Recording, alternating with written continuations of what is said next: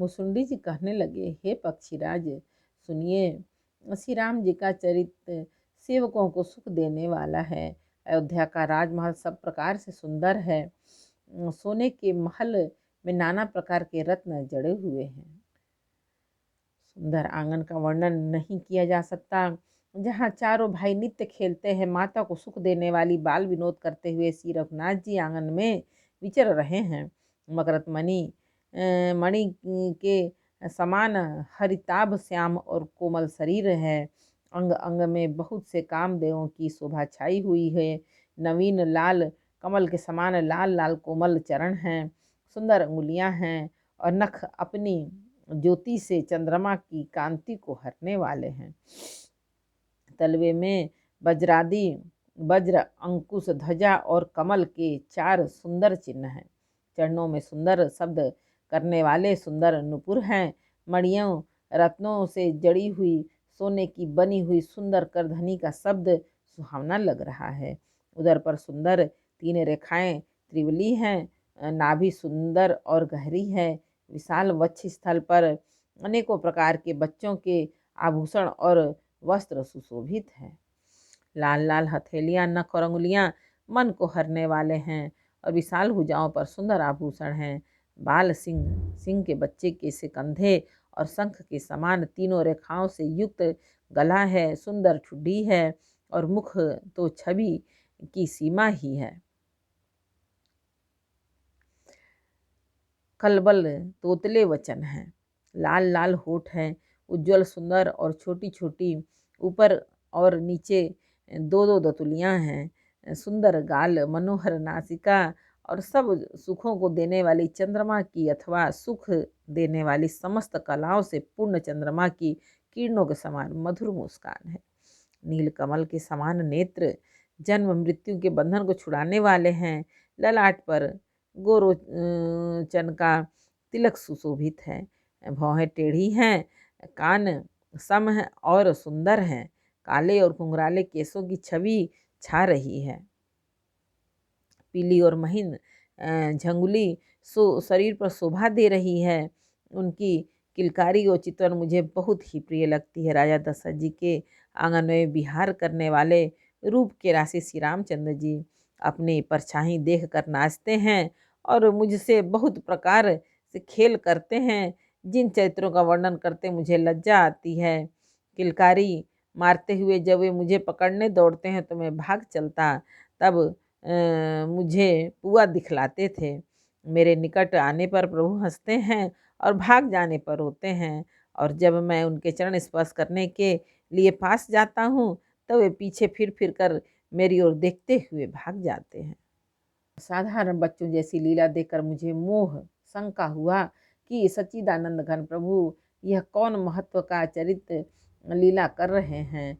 हे पक्षीराज, मन में इतनी शंका लाते ही श्री रघुनाथ जी के द्वारा प्रेरित माया मुझ पर छा गई, परंतु वह माया न तो मुझे दुख देने वाली हुई और न दूसरे जीवों की भांति संसार में डालने वाली हुई। हे नाथ, यहाँ कुछ दूसरा ही कारण है। हे भगवान के वाहन गरुण जी, उसी सावधान होकर सुनिए।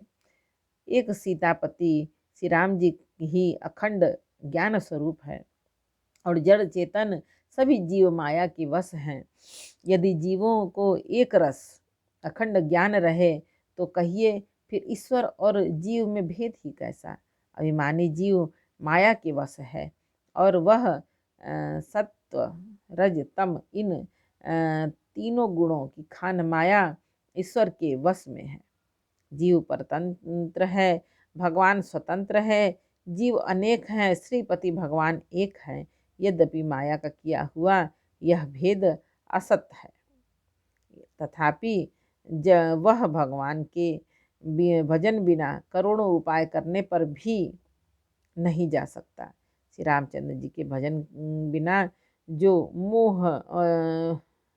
मोक्ष पद चाहता है, श्री रामचंद्र जी के भजन के बिना जो मोक्ष पद चाहता है, वह मनुष्य ज्ञानवान होने पर भी बिना पूछ के सिंह का पशु है।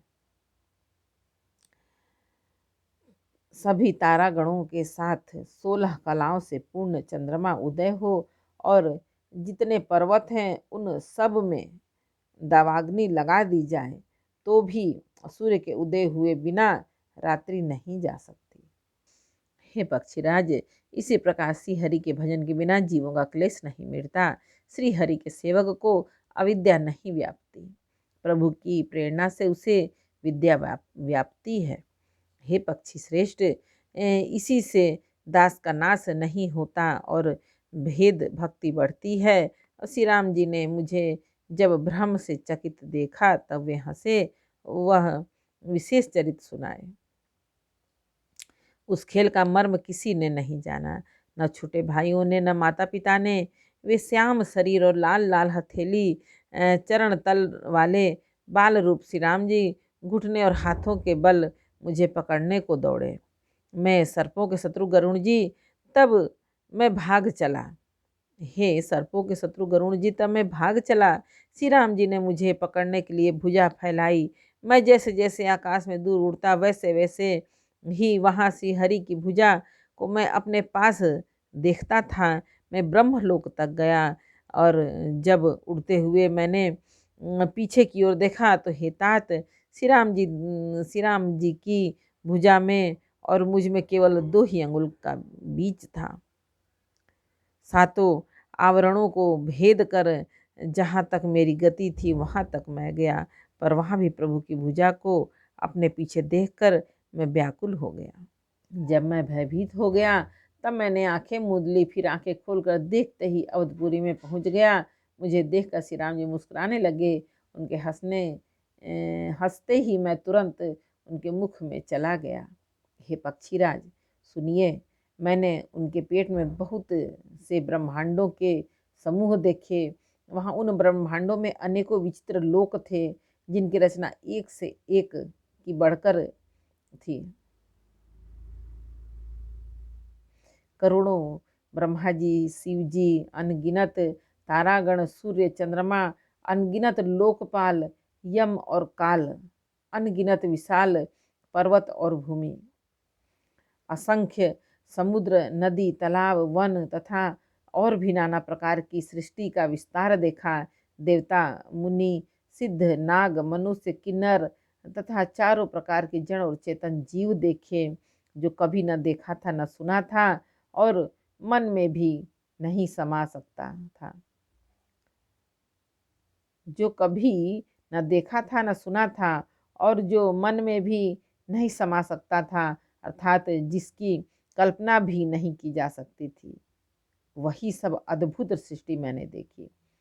तब उसका किस प्रकार वर्णन किया जाए। मैं एक एक ब्रह्मांड में एक एक 100 वर्ष तक रहता। इसी प्रकार मैं अनेकों ब्रह्मांड देखता फिरा। एक बार बोलो रामायण मैया की जय। उत्तरकांड का 5 दोहा समर्पयामि भगवान। जय श्री राम जानकी जय। पवन पुत्र हो बजरंग बली। भोलेनाथ जय।